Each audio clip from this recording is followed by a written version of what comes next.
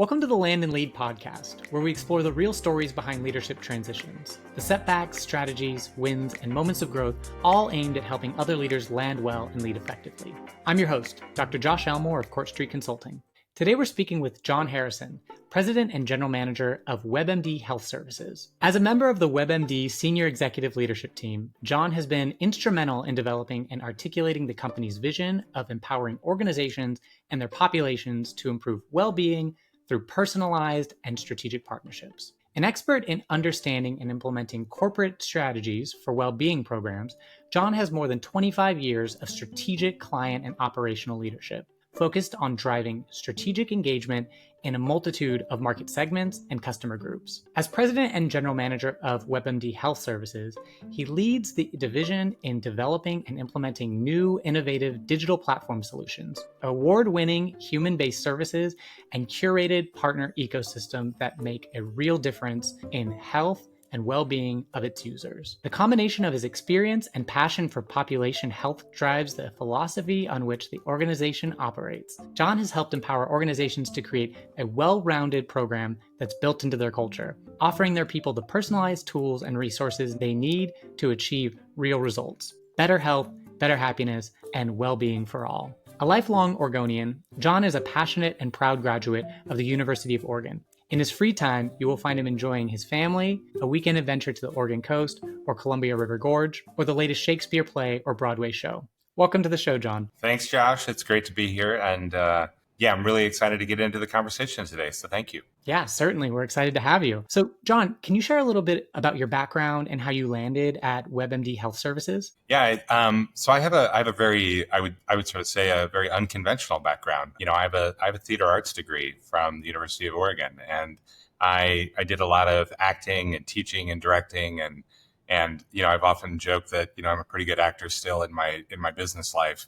But in seriousness, though, everything from my formative time of going through the theater program really taught me more than anything about how to really understand people and how to relate to people and how to really build teams and help create sort of a drive around trying to achieve a thing. The difference between putting on a play and a production isn't really that different than designing a product or a solution that you're wanting to bring to the table. You're working with lots of different sort of functional groups and areas and expertise, and it's all about what's the mission of what we're trying to achieve and how do we get there. And so that's sort of my formative time. But post-college, I started really on the product side. I worked for Symantec for a number of years. I worked in a couple different internet startups. I worked on the sort of B2B SaaS marketing side. I often describe myself not as a 30-year health background veteran, but really a 30-year B2B to C SaaS background person. So I've worked in a variety of different industries, all with the common theme of B2B to C SaaS-based experience. And I joined WebMD now 10 and a half years ago and have been with the organization through a lot of different change and a lot of different growth. And, I'm really happy to lead the health services team right now as we really drive well-being solutions, holistic well-being solutions for large employers, health plans, and the public sector. Wow. Yeah. So much kind of navigating the I guess, from a theater perspective, right? Improv, for instance, is an element of that work. So I guess navigating change is also kind of part and parcel to being an actor. One of the key lessons that you learn from improv very early on, when it's probably the only rule in improv, is that you basically, no matter what happens in the improv, everything that is presented to you is considered an offer, right? So when you're improving something, even if someone comes out and they have some crazy character or they have a crazy sort of way in which they interact with you, that is an offer to you. And you then get to choose how you respond to it and how you take it in. And if you take that same concept in the world of life, in the world of business, that everything that comes at you is an offer. And your ability then to take that in a positive way and say, okay, maybe this isn't exactly what I expected. This isn't exactly even what I wanted, but I can take this and I can use this and I can pivot from it to make it be a really exciting and a really additive thing for our business, for our organization, for our team. And I think that's really helped me a lot. I was actually talking with one of my colleagues earlier today about, how it's that other saying of, never get too high, never get too low, right? It's that same type of sort of aspect that there's all these things coming at you all the time, and how you choose to interact with them and how you choose to react to them is in fact a choice. It is a choice that you individually get to make. It's a choice that you get to make as a leader of a team. And oftentimes, the roles that we're in, people look to you for how I should feel, how I should respond, how I should react, what sort of feeling, should I have around this, and should I be afraid? Should I be scared? Should I be risk adverse, or should I, plow forward and charge forward and not lose track of what ultimately, you're trying to achieve? And I think, there's I say oftentimes that, we may not necessarily know the way through the situation that we're in, but we've had so many situations historically or in the past where we have successfully navigated our way through. So while I may not know the way at this moment, I have confidence in ourselves and our team in our ability to find the way. And that changes your perspective dramatically with really, there's kind of nothing that can really sort of put you off. Then it's like, all right, let's stay focused. Let's stay focused on what we know we're strong at. Let's stay focused on the end goal, and let's just work our way through it. We can get through it. We can find our way through it. Yeah. Wow. And it speaks to kind of the power of role modeling and sharing. One thing I know about improv, and folks use it a lot in the consulting world. Yes, and Yes. Right. So that the invitation, really great. And, I imagine that's going to come up in our conversation later around how that shows up for you in navigating transitions. But can you tell us more about WebMD Health Services and your journey through various roles? You've been there for 10 and a half years. Yeah, I can. So WebMD Health Services, were a division inside of WebMD. I'm sure many people are familiar with WebMD.com, and it's where you can go to get a lot of health information. So WebMD Health Services is an organization that's focused on providing holistic well-being solutions that think of them not just as solutions that engage, because I think of engagement solutions as, in our world, they're kind of empty calories solutions, but we're really trying to help transform lives. We're really trying to deliver measurable health gains. And we're really setting what I would consider a new standard for driving peak employee performance. And we have, the great honor of working with very large, Fortune 1000 plus organizations. We work with large health plans. We work with large health systems. A lot of the organizations we work with are multinational, so they may have, employees in the United States as well as over across the world. We actually have, I think, across our client base, we support individuals in over 100 countries across the world. And then when we also reference public sector, primarily because we also do direct work with state governments, city governments, municipalities, large education institutions, and everything that we do is around really providing a digital holistic well-being solution that we then wrap around it award-winning human services. And we have a whole curated partner ecosystem that can extend our capabilities into other areas that clients may have need, desire for support. And it's really just a great organization to be a part of. I've worked for different organizations, all have had, different sort of pros and cons, but waking up every single day with the focus of helping people strive to live a healthier life and seeing the results that come through those individuals, because at the end of the day, everything about well-being is personal. Mm-hmm. How you would define well-being, how I would define well-being, what I'm striving for, you're striving for, maybe a friend, a spouse, a family member, they're all unique and different. And, we're really trying to help be supportive in that journey and really trying to help people transform their lives in really impactful ways. And you hear different testimonials, which we get often. And the one that stands out to me through the years, part of our service offering includes one-on-one coaching that we provide to individuals. And we've provided over the lifetime of the organization over 6 million individual, coaching calls with individuals. Wow. And there was this one testimonial that I'll never forget, because it was a woman who was calling back and she wanted to thank our team for supporting her. And her situation was one where if she didn't get the support that she needed at the time, it might have really sort of gone a different direction for her. And she made a comment in the testimonial about how she really attributed our service to helping save her life. Wow. And there's not that many organizations that you can really point to and say, I wake up every single day helping people take those steps that lead them to a better version of themselves and potentially do save lives. And so there's a real prideful aspect of what we do, and there's sort of an honor of being able to support and help people in that way. So it's really it's really a blessing in a lot of ways to work for an organization like this. And yeah, I joined 10 years ago, and it's been a ride. It's been great. Yeah. And, thinking about that ride, thinking about that trajectory, can you give us a quick recap of, what was your trajectory across roles and to where you are today? Yeah, so I joined the organization, and in a lot of senior leadership level roles, it seems like you're either recruited in to an organization. Maybe you have a past colleague that identifies you and recruits you in, or there's an external recruiter that's involved and they've identified you and they're recruiting you. So for me, it was the latter. I was working for an internet startup company at the time. I was really happy with what I was doing, and it was my second internet startup in my career where I'd worked for bigger organizations and wanted to go do an internet startup again, and was contacted. And there was something always about, I'm always attracted to transformative opportunities. So I was contacted and I was asked if, I was interested in coming and sort of considering a role around really running the professional services part of the organization, basically supporting our clients. And so I started at the organization at a VP level role, kind of leading that part of the organization. I was recruited in. And again, the hook, line, sinker for me was there's a transformative opportunity where we feel like, what I was told is we feel like the team's great, solid, but we want to take it to the next level. We want to take it to, we know that there's more that we can be doing in terms of value with our clients, and we're looking for the leader to help us take that step. And so it was really, really exciting. I joined.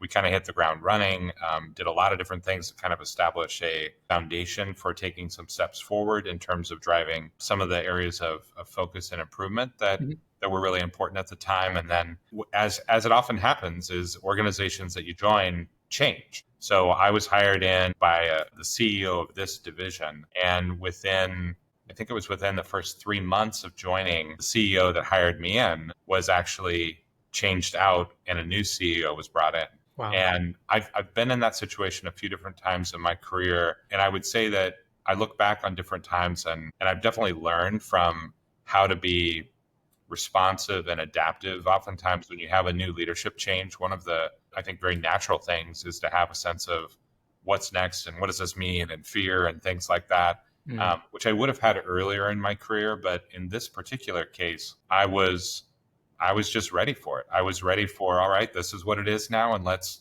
meet the moment with positivity. Let's meet the moment with sort of that art of possible of what we can do. And so we had a new CEO that came in. I, worked really, really closely with him for approximately maybe a year and a half, maybe close to 2 years. There were lots of different areas of the business that he was wanting to focus on from a transformation standpoint. So I started very quickly stepping outside of my role into other areas of the business and helping in other areas with transformation that they were working through.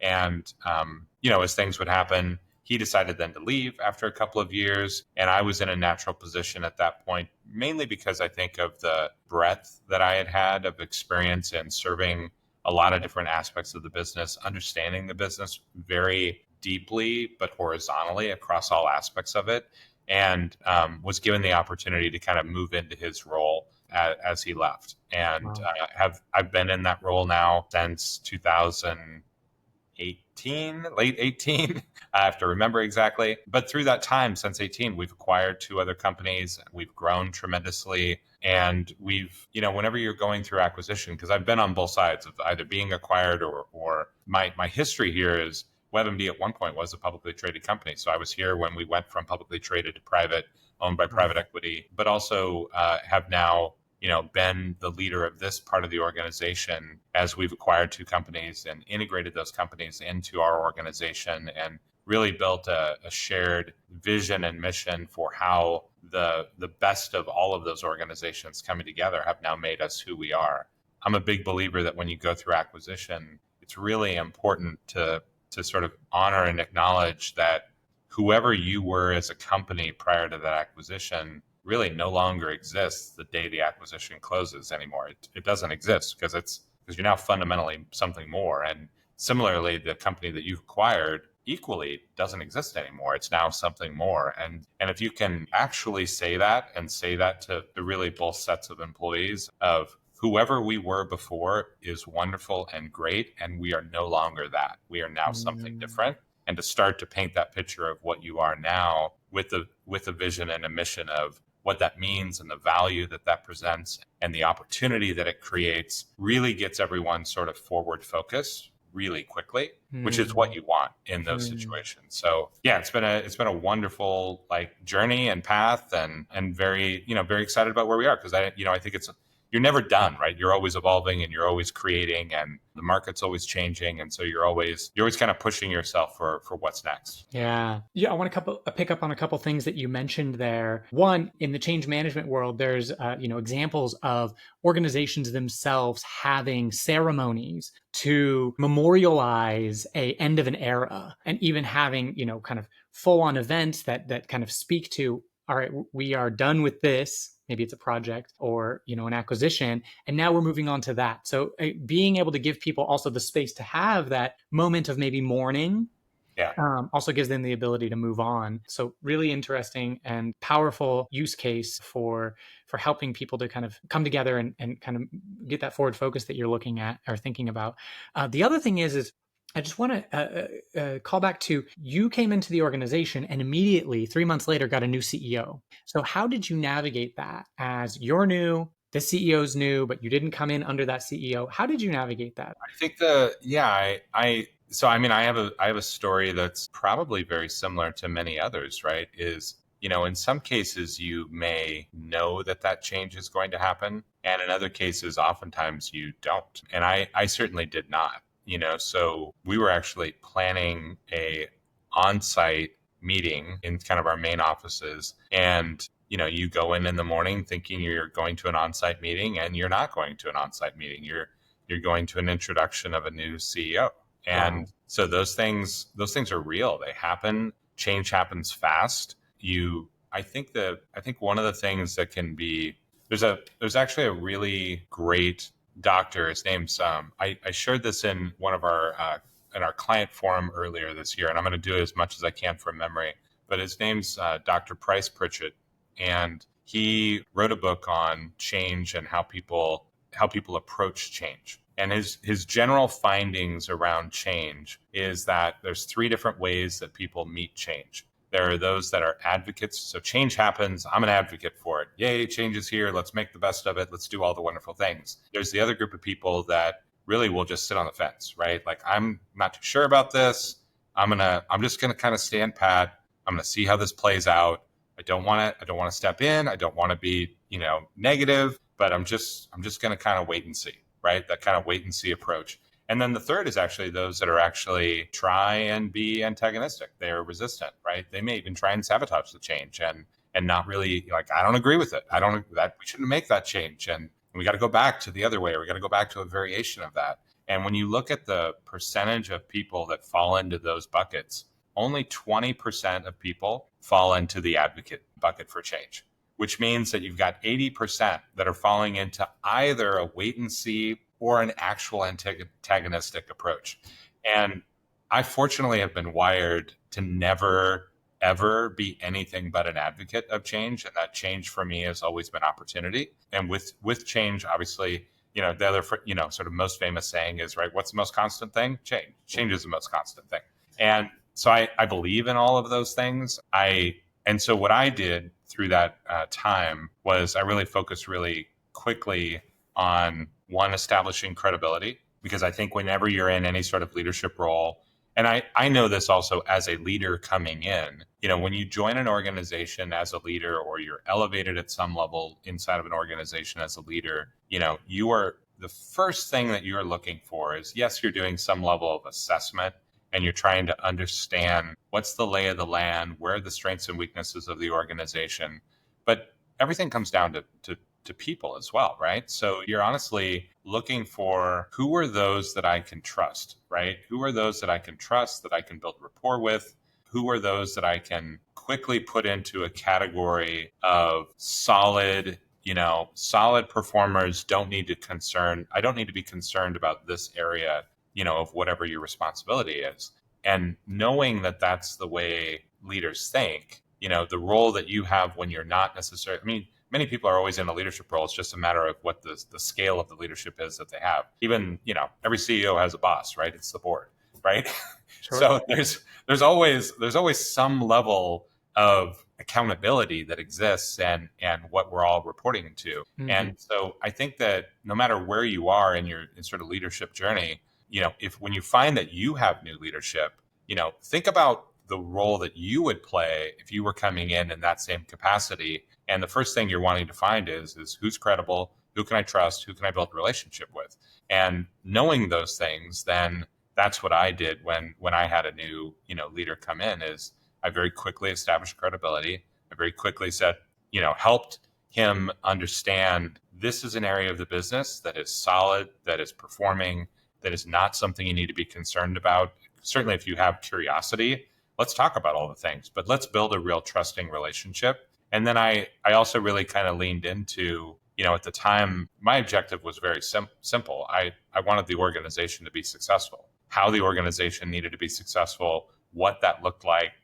I was open to any possibility that would lead to that outcome. That was my North Star was I want the organization to be successful.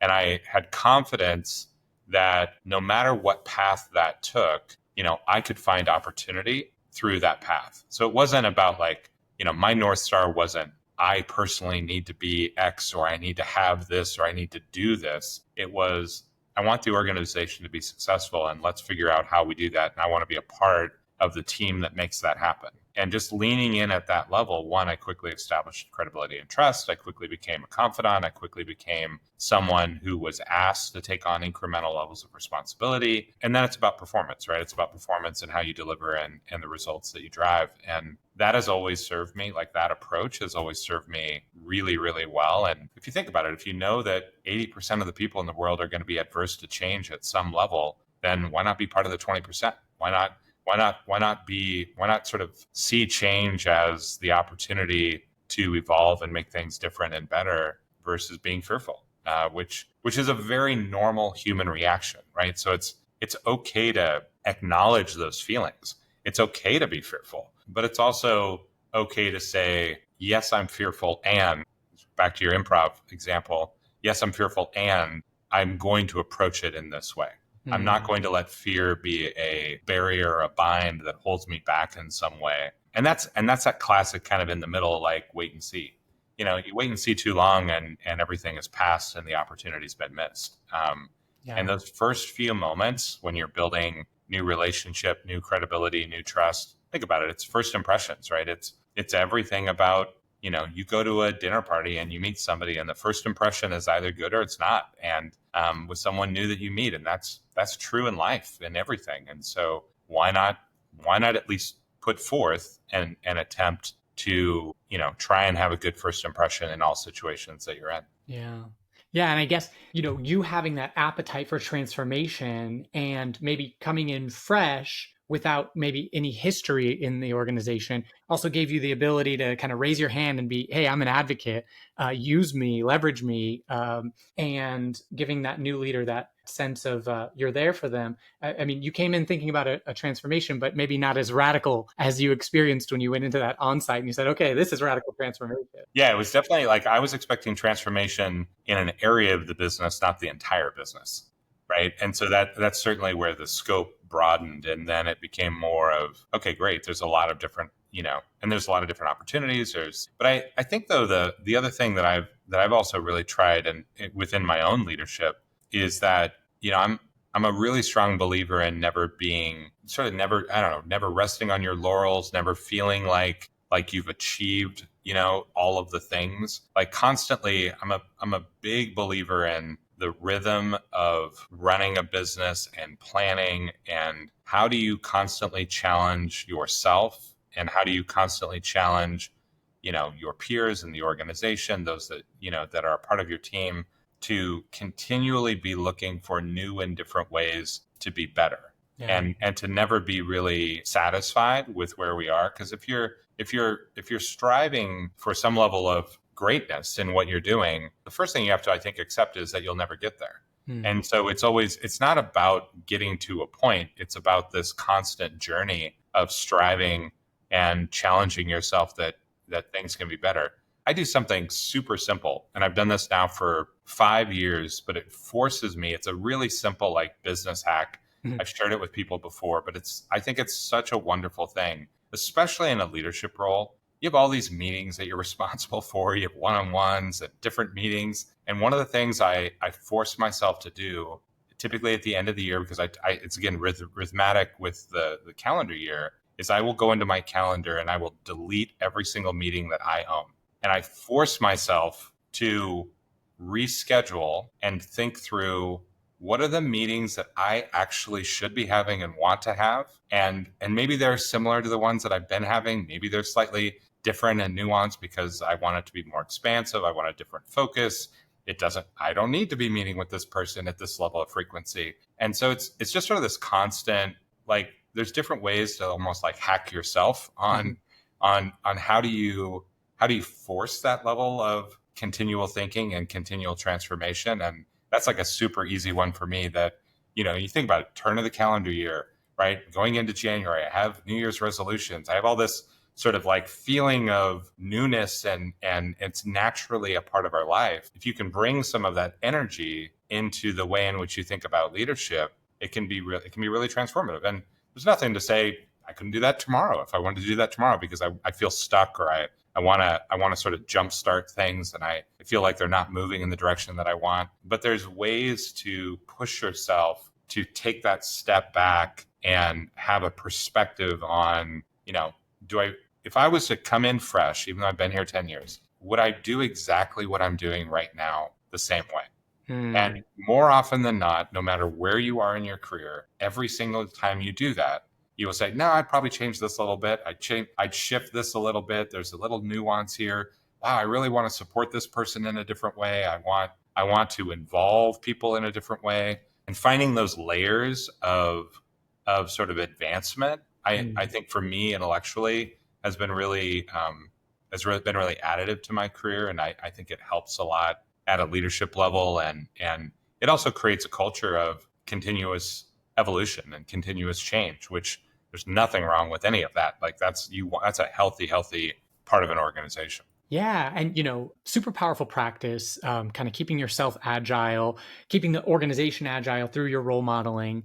And, from the organization development hat that I wear, I would say that, it's helpful to have these kind of, buckets of metrics for, 20% are advocates, the rest are not. And when you're in an organization where you're helping build that muscle for change and that culture of change, I would be, curious to know, and you should pulse your organization, but that readiness for change may be higher. And you may have more advocates in your organization because you've built the muscle. So that's a really powerful practice. Just kind of thinking about across your roles, and you've gone through, it sounds like 3 roles. Is that right? Here I've gone through 3 different roles. Yep. 3 different roles. So what has been the most kind of powerful strategies that have helped you navigate those transitions? Well, I think that one of the most important things, and I make this recommendation for again kind of any level of leader that comes in, is I think the first 30 days inside of any role that you're in is oftentimes the most powerful, because the comment that you made earlier in the conversation on being new and not necessarily being trapped to all of the biases and the reasons why we do things this way or that way, or even the reasons why we can't do something, right? Those things don't exist in that sort of first 30 days when you start thinking in a broader perspective. And so I think that there's a lot of power in forcing yourself not to draw too many conclusions in the first 30 days. We are naturally trained as humans and as leaders to have judgment in how we approach life and how we approach situations. And if you can hold back on casting too much judgment too quickly, I think it gives you a better perspective. I have heard stories. To me, this feels too long, but I have heard stories of some leaders joining organizations and not talking in meetings for 30 to 90 days as a true like onboarding. I am here to just take it all in and not be seen as, sort of like a change agent and just really wanting to, like 90 days feels like way too long to me personally. So I think that 30 days is really fresh, because I also think in that 30 days, you will at the end of that 30 days, one, have opinions and perspectives. And so for me, some of those key strategies have been take that first 90 days, really use that time to be reflective and to learn and to listen and to be more taking in versus pushing out. And then I think the most important thing, especially for whomever you're leading, everyone inside of that organization wants to know, what's the plan? What are we doing? What's changing? And your voice as a leader with your team is so critical, day one, first 30 days, and everyone will give you a little bit of grace. But I have found, having done this multiple times now, even in other organizations, if you are not expressing some version of here's my priorities, here's where I want to really focus at the end of that 30 days, I think you start to lose trust for those people that you're leading. So I'm a big advocate of take the first 30 days, try not to cast any judgment, build your form of opinions of where focus is needed, and be very clear that, hey, after my 30 days, I heard this, I learned this. I think that we have 3 big areas of focus that I'm going to spend time on in the next 90 days, right? And sort of, again, put it in a different time period that's longer, but is not the next year or not 6 months. Again, kind of a shorter time frame. Because I think what that does is it sets you up whenever you join. You'll have your day one or week one conversations of, hey, I'm here, I'm excited, I'm really looking forward to joining the organization. You'll have your day 30, this is what I heard and this is what I learned. And there's, 3 big initiatives that we're starting now to focus on these things.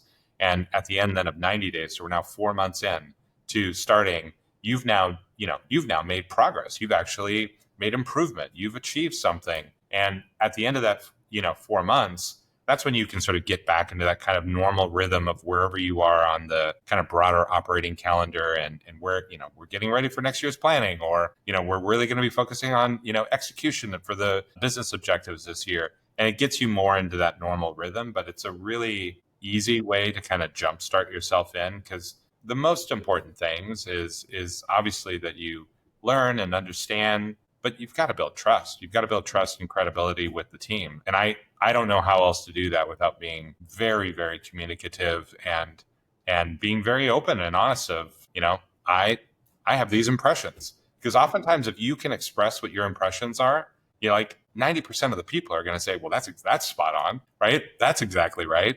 I did do another strategy I did when I was here early on, the first role that I moved into. I love the start, stop, continue feedback process. It's a great process to do. We actually use it for individual performance development. So when you're going through, your annual performance review, we have, rather than a self-review, we do an individual self-assessment based on start, stop, continue. And then the manager does one back. But I think you can also do that not only at an individual level, but at a team or an organization level. Mm-hmm. So if you were to again pulse your team when you come in and say, what are the top 2 things that we should start doing? What are the top 2 things we should stop doing? What are the top 2 things we should continue doing?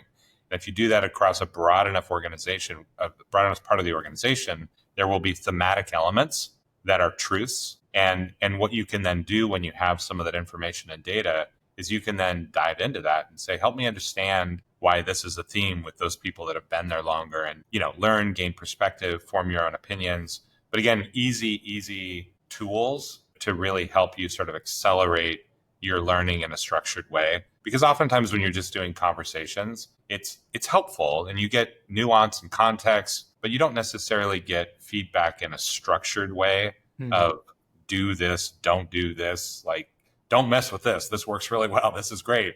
And you need that. You really, you want to be open to hearing those things and not be biased just by the 4 people that tell you what those things are, that there's more to learn from the rest of the organization. Yeah, and it also speaks to the power of kind of providing an open-ended forum to see what comes back to you and to triangulate and say, okay, this is what I'm hearing. I've heard it from multiple folks, and it can help you prioritize.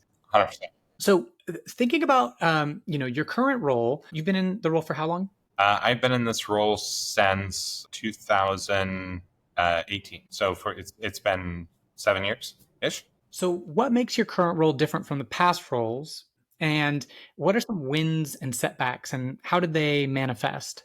Yeah, I think so. The fundamental difference in my role is that I'm responsible for the whole organization. So the division of WebMD Health Services, I'm responsible for all aspects of it.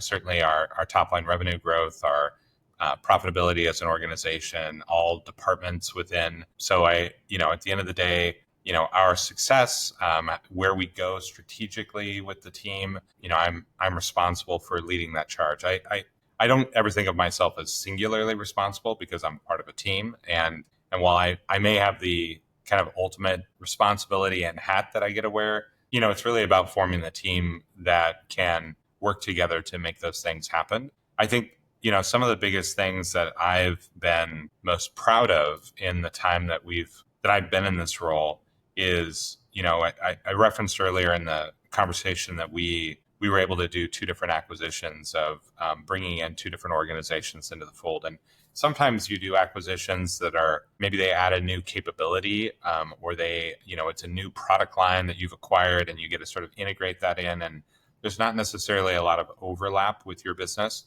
In our case, we actually acquired two companies that were actually in our space providing very similar services. So it was more of a consolidation of different companies doing the same types of things, supporting the same types of clients. And that has been incredibly rewarding because the integration approach that you go through, we've always prioritized, the best of the best. And it's not about, oftentimes you'll use the word legacy, this company that you acquired, legacy, this company that you acquired as a way of referencing like, well, it's the legacy part of the business here, the legacy part of the business here. We go through that phase, and I tend to try and use that legacy, even respect what the legacy part of WebMD pre-acquisition was this. And so we sort of try and democratize that and make it very equal across the board. But I've been very proud of the work that we've done to really bring the organizations together in a healthy way, to focus forward and become something more and something more than we ever would have been able to be by ourselves, which I think is the whole purpose of an acquisition is to try and strive, to try and add something, to strive and push yourself to be something more that you can provide to everyone. I think we've had normal challenges, with market changes. We've had normal challenges with, probably at times trying to do more things than maybe we should have been a little bit more focused and done a little bit less. It's challenging because our focus is very broad, and we want to be able to provide a lot of value. And so with that, there are times where we're pushing a lot of things up the hill at the same time versus pushing one thing up the hill at the same time. And that is something I think that, the value of that for the clients that we support is we're continually adding layered value across a variety of things. The challenge with it is that you're not necessarily taking a leap forward in one particular area or the other. And I think, and that's a hard trade-off to make as a leader, and not always, maybe in reflection, you might do something slightly different in certain cases. But I think at the end of the day, I'm very proud of the work that we do. I'm very proud of the impact that we make. I'm very proud of the level of support that we can provide organizations across a wide spectrum of areas, not just a singular area. I would never want to be a one-trick pony, so to speak, because I think at some level, if you're a one-trick pony, then, maybe I want a different pony one day, right? Maybe I want to do, I don't need a pony. I need something else. And we're really trying to build lifelong relationships with the clients that we have. And we actually celebrated earlier this year a 40-year anniversary with one of the clients that we support. And we have many clients that we've worked with for 10, 20 plus years. And that's something that I take a lot of pride in. And we want, if we've celebrated a 10th year with somebody, we want to focus on what do we need to do to celebrate the next 10 years? And how do we build upon that? How do we, again, layer value in? And so there's a lot of things to be really, really prideful around that. Yeah, certainly. And I think, going through acquisitions and having new minds and various ideas, it would make sense that you would have lots of kind of things cooking, right? And especially also in the when you have a variety of client needs, like what's a feature, what becomes kind of a core function to the business. So you always have to find that middle ground. I find with folks that I chat with. A question I really like to ask all of my guests is in the 1980s, John Gabbro ran a few studies focused on general managers and presidents as they pursued new roles and wrote the results in the book, The Dynamics of Taking Charge. Gabbro explained that an executive has fully taken charge when they have mastered the new assignment in sufficient depth to be managing the organization as efficiently as the resources, constraints, and the manager's own ability allow. Thinking about this definition where 100% is having fully taken charge in your assignment, your role that you've been in for 7 years now, what percent would you say you are at now? It's sort of a fascinating question because part of it is somewhat bound by what you think your capacity is. And I would like to think that my capacity, and I know this from my own experience, that my capacity is always evolving and growing. And so, at some level, I would say that I feel very confident that I am operating, at 100% efficiency now, with this huge caveat that my personal capacity can always be more and can always be growing, and I expect it to be growing. So in the capacity that I have today, I feel that I'm operating 100% efficient in that capacity. And I'm not satisfied with my capacity today because I always believe that there's ways of elevating or, being more efficient or finding better ways to do things. So in that sense, it's kind of like it's probably that 80-20 type rule, right? Where I always feel like there's 20% more that I could probably find and get out of myself in different ways. But I think, again, you have to kind of push yourself for reflecting, for both being very honest with where your strengths are and where, again, maybe you're spending time that you shouldn't be spending time. And I think it's really pushing yourself to focus on, what would that better version of yourself look like? One of my favorite coaching techniques with people that I work with is you can go down a path and you can say, gosh, Josh, I really think that you could work on, your time management skills. And I think that here's a couple tips and tricks and things that you could think about. And it's very directive. It's very specific. It's wonderful, right? It's tailored. People would appreciate it, that feedback. I try and take a different approach of imagining and really kind of forward thinking and saying, Josh, imagine a world where you weren't encumbered and feeling rushed. Imagine a world where, you were ahead on deliverables and had time to reflect. Imagine a world that looks like, and sort of painting that picture of that area that you're wanting to focus on so that it doesn't become, and I try and do this with myself, right? So what's a better version of me that I can paint for myself? Or what's a better version of you if I'm working with you that I can paint for you, and that we can almost have sort of a shared vision of, I think I could be like this if I focused on these things and focused on getting there. And back to your question on capacity and efficiency, it's all the same thing to me because I think there's a better version of who I am now that I'm always striving to become and striving to find. And I think that if I focus on it, if I spend the time to reflect on it, I can take the steps to get there and I can measure myself to it. I can feel accomplishment, or I can push myself if I'm not maybe taking all those steps.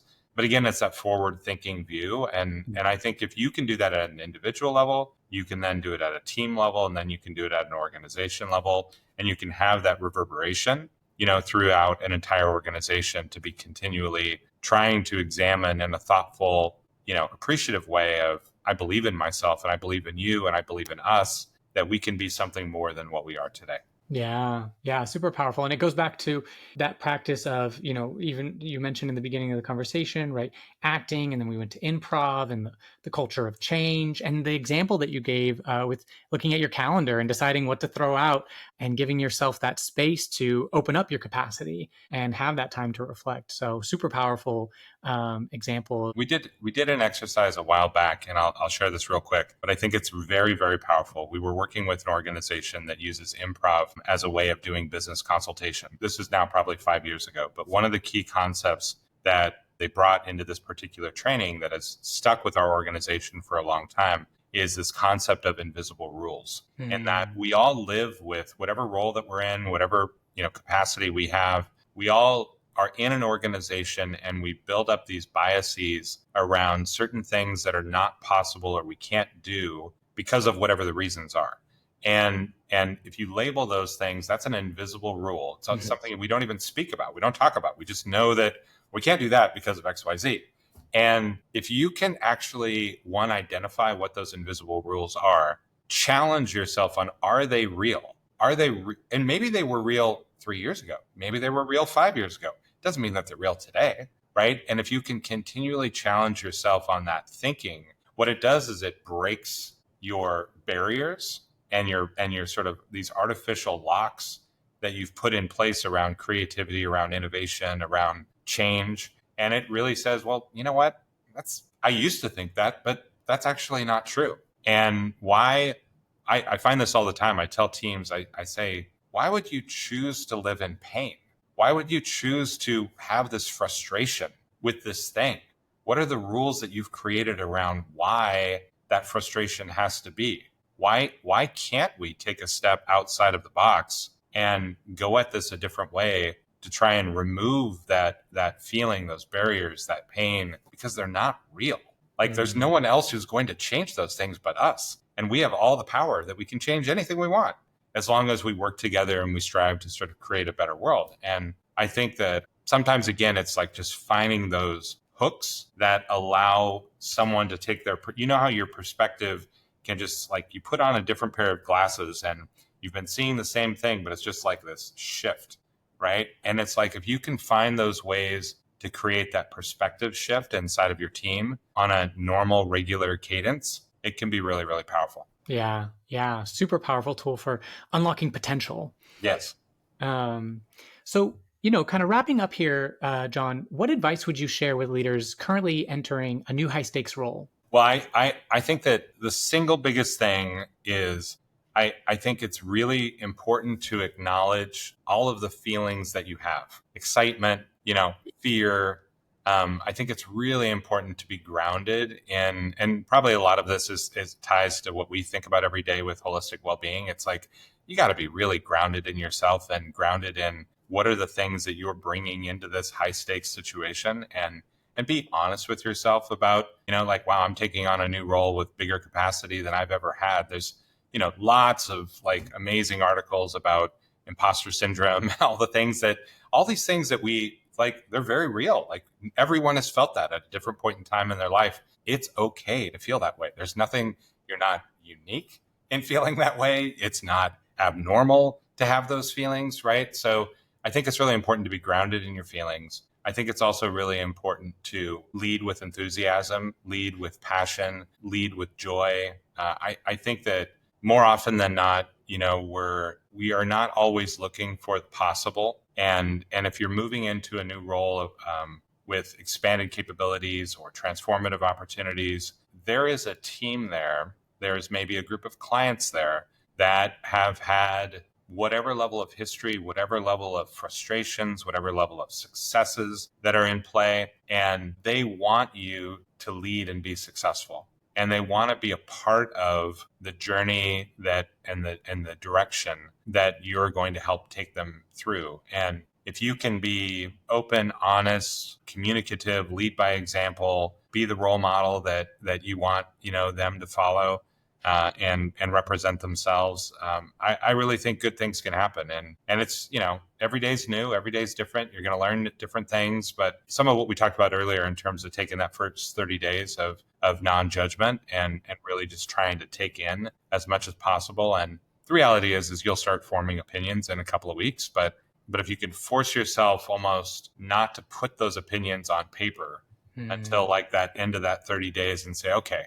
I'm gonna go take an afternoon. I'm gonna go take 4 hours, and I'm gonna, it could be a Sunday where you're just like sitting on your couch or in a chair outside, with the sun, and just like real reflection of what have I learned? What do I believe? Where do I need to spend time? What do I have concerns around?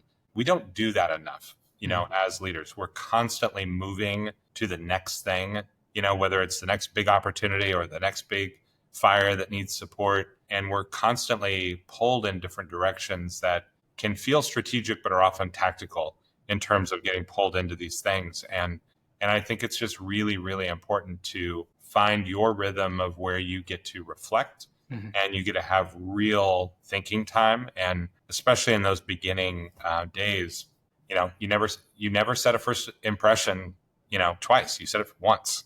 And it's super, super important to be on, during those first few moments and first few weeks and days. So I think it's exciting. Transformation's fun. Change can be fun.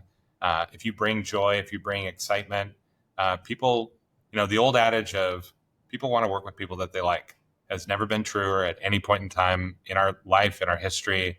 And that's not about being likable. It's just about, being someone that people respect and people appreciate, and people you can disagree, but you at least understand, right? The decisions and the direction that is being made. Yeah, certainly. Super helpful. Thanks, John. Really appreciate you taking the time to speak with us today and to share your wisdom of, across the roles and so many different moments of, transformation that you had to address and bring people along and build out those cultures of change and for yourself and others.